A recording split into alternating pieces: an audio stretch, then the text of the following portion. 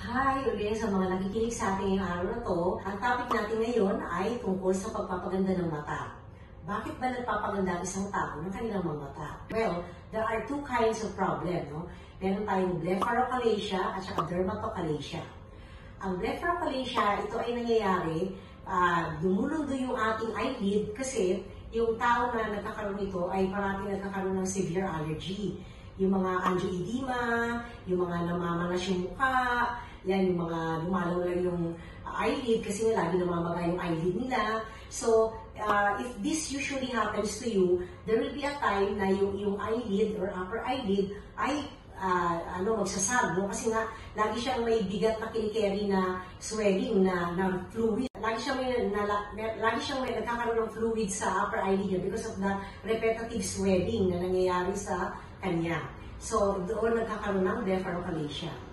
Ang dermatochalasia naman nangyayari ay magkakaroon ka nito kapag ka nag-age ka. Siyempre, as we grow older, everything goes down, no? Ika nga.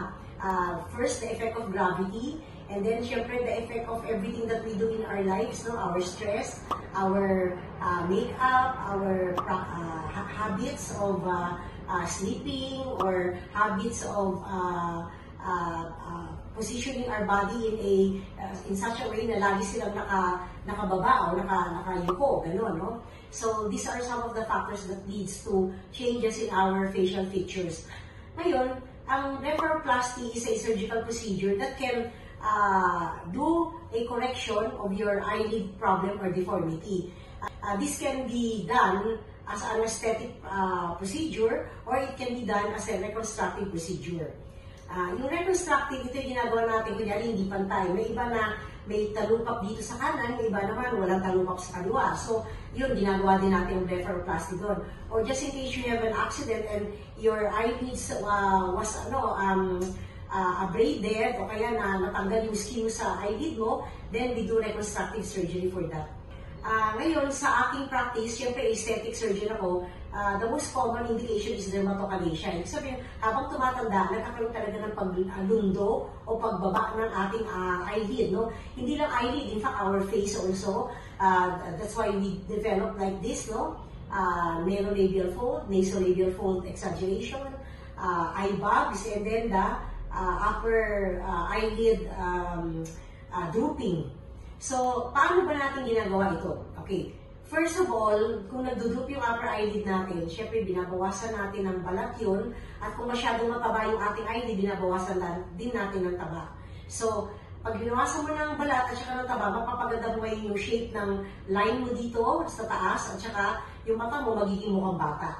Sa lower eyelid naman, kadalasan may mga eye bag, no? Yung eye bag, full of fats, no? So, what we usually do is that we remove some of the fats and then realign the muscles, okay? Ang ginagawa namin, nagla-lateral cantoplasty kami. Yung muscle dito, kinakabit namin dito sa bone dito, sa upper area ng bone para para siyang may support, may sling. Kaya aakyat uli yung mata, yung mga muscle mo, aakyat uli. And then, it will improve on the lower eyelid bulging. Ngayon, kapag ikaw naman ay may mga cancer of the eyelid, then we could do reconstructive surgery. Iba naman ginagawa doon. So, I can discuss it by, we can do flaps, okay, or grafts, no? Ilipat natin yung balat doon sa lugar na kailangan ng mas malaking balat para makorek yung problem. But it is not always perfect. Unlike when you do it for aesthetic reasons, most of the time it's perfect. Pero pag reconstructive, hindi lagi na perfect kasi depende sa problema ng bawat isang tao. Ngayon, ang blepharoplasty, kung minsan ginagawa din natin yung kasabay ng rhytidectomy. Ang rhytidectomy is facelift, no? When you do a facelift procedure, kung minsan sinasabay na natin yung blepharoplasty kasi i-facelift mo kayo isang tao pero yung mata naman nila naiwanan, so pangit pa rin, no? Kaya dapat magsabay na ginagawa yan, lalo na kung maedad na yung tao. Usually, we do those procedure at patients who are 60 and above.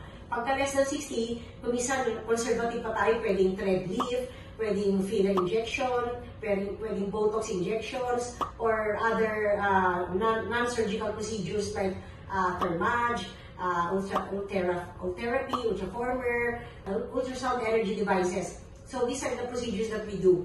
Ngayon, kapag ikaw ay meron na masyadong malalim na ganito, at saka dito yung nasomedial fold, then we do a facelift procedure na talaga. Okay? Kasi para unang-una, para yung liig mag-improve din. When you do facelift, you improve also the neck plus the face. So, yan. Hindi na makita yung mga tahi dahil nakatago yun, nandito yun, no? Sa back of the ear, nandito sa in front of the ear, no? Kung saan nandun yung regular lines naman talaga ng ating wrinkles. Kaya, hindi halata yung mga sugat-sugat or scar dito. But of course, when you do these procedures, sometimes you may need more. Kasi kunyari, matanda na talaga yung ginawa mo, pag hinila mo yung balat nila, nagiging skeletonized sila.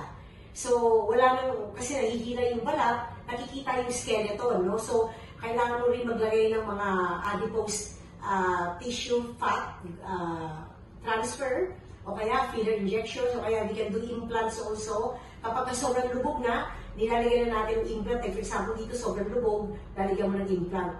But we also do right tendectomy or blepharoplasty, I told you, in a reconstructive procedure. Like, I have this patient na nag-aral siya ng piloto, tapos bumagsak yung aeroplano na pinapalipat niya. Buhay naman siya, pero na-damage yung kanyang bone. So, we have to remove part of the bone and then put a metallic implant and then put screws on it. And then there is this patient na sobrang lubog na yung kanyang chin ay halos wala na, talagang wala siyang chin, then we do transplant procedures, no? Yung mga dermal transplant or mga gamit na ginagamit natin to replace the lost tissue or the lost bones. So yun. Ngayon, what else? We also improve the neck, no, when we do right tendectomy. So, hindi lamang yung face ang nililift mo, but also the neck. Para mawala yung turtleneck deformity nila dito, at saka yung kanilang lines na pangit tingnan kapag marami ka ng masyadong lines. So, we also do that. But of course, they can also opt for non-surgical procedures, pero yung non-surgical ginagawa lang pag hindi pa malala. Pero pag malala na, hindi mo na pwedeng gawin yung non-surgical procedures, kasi talagang kailangan surgery na. Otherwise, it will last only for a short period of time. At pag nag-last for a short period of time, hindi magiging happy pa siya kasi gumastos na siya, after a year, gagastos na naman siya. So, case to case talaga ang pagpapagawa ng surgical procedures. Well, sometimes we also do lip procedures at the same time. Kung masyadong manipis na yung lip ng pasyente dahil nga tumatanda na sila, then we do filler injections also. Yun. Tapos, what else? We also do filler injections on the forehead or the temples, no? Kasi pag lubog na dito, mukha pa rin matanda kahit na na-facelift mo na. Kaya, when you do a surgical procedure, you sometimes accompany it with other procedures as well para total enhancement. Hindi lang yung nabanat yung balat, pero nabalik mo din yung dating bilog ng mukha, yung dating taba ng face nila, at saka yung dating projection na meron sila nung bata pa sila. By the way, of course, there are always complications. Like for blepharoplasty, you can also have bleeding, asymmetry, yung hindi pantay. Okay? Pwede rin magkaroon ng deformity after kasi yung scar, depende kung gaano ka-severe yung scarring nila. Kung pangit yung scarring, pangit yung tingnan yung post-surgical result nila. Kaya dapat kapag post nagpa-opera ka, kailangan talaga yung care, no? Yung care mo after the surgical procedure, kailangan inaalagaan mo talaga ng gusto. Kasi kung hindi mo alagaan ng gusto, maaaring magkaroon ng iba pang complication. So, yun. For the complications, you can read complications of blepharoplasty, complications of tendectomy. Siyempre, bleeding, swelling, hematoma. Kabisa nagkakaroon ka ng mga hematoma, yung pasa-pasa after the surgical procedure, lalo na blepharoplasty, no? So, yun. If you have any questions about my topic today, just call me at these numbers.